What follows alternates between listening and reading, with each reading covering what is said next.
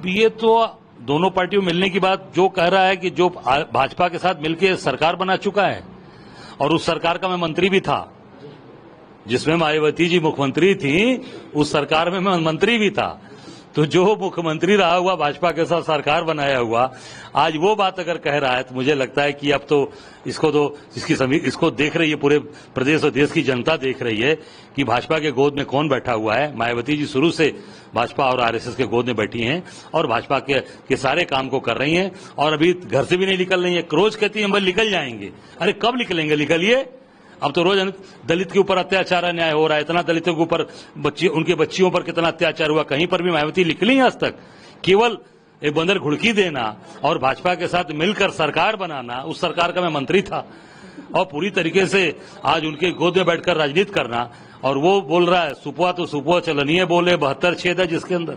देखिए योगी सरकार ने कोई काम नहीं किया, न कोई विकास किया। जब बनारस जैसे प्रधानमंत्री का संसदीय क्षेत्र एक भी यहाँ पर आज तक कोई कारखाने नहीं लगे, कोई स्कूल नहीं खुले, कोई यूनिवर्सिटीज नहीं खुली, तो मुझे लगता है कि ये केवल सरकार अपनी कमियों को छिपाने के लिए, नाकामियों को छिपाने के लिए वो आज इस तरह के हथकंडे अपना रही है।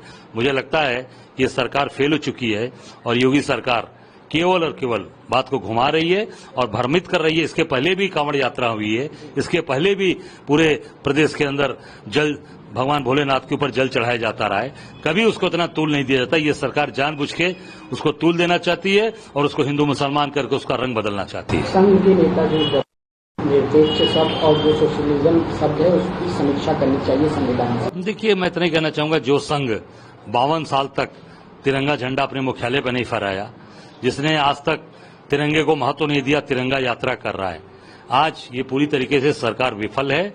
उसको घुमाने के लिए आरएसएस भी मदद कर रहा है कि कैसे सेफ करें। ये देश सबका है, ये धर्मनिरपेक्ष सबका है, हिंदू मुसलमान सिख ईसाई बौद्ध जैन सबका है, पारसी सबका है। ये निश्चित तौर से इस चीज को बदलना चाहते हैं। यहाँ अमीर गरीब हर वर्ग के लोग रहते हैं, पर ये उसको बदलना चाहते हैं। उसको पूरी तरीके से वो इसलिए समीक्षा की बात ये कर रहे हैं। संविधान और दलितों को नहीं देखा और अब एनडीए सरकार है, एनडीए सरकार भी वही कर रही है, कुछ बदलाव नहीं कर रही है, दोनों पार्टियां मिलकर ये काम कर रही हैं। अब ये तो दोनों पार्टियों मिलने की बात जो कह रहा है कि जो भाजपा के साथ मिलकर सरकार बना चुका है और उस सरकार का मैं मंत्री भी था, जिसमें मायावती जी मुख्यमंत्री थी, उस सरकार में मैं मंत्री भी था।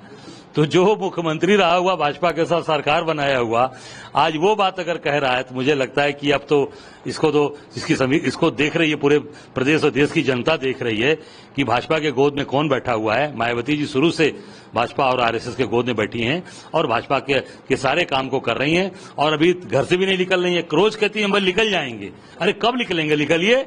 अब तो रोज दलित के ऊपर अत्याचार अन्याय हो रहा है, इतना दलितों के ऊपर उनके बच्चियों पर कितना अत्याचार हुआ, कहीं पर भी मायावती निकली आज तक? केवल एक बंदर घुड़की देना और भाजपा के साथ मिलकर सरकार बनाना, उस सरकार का मैं मंत्री था, और पूरी तरीके से आज उनके गोद में बैठकर राजनीति करना। और वो बोल रहा है सुपुआ तो सुपुआ चलनिए बोले 72 छेद है जिसके अंदर।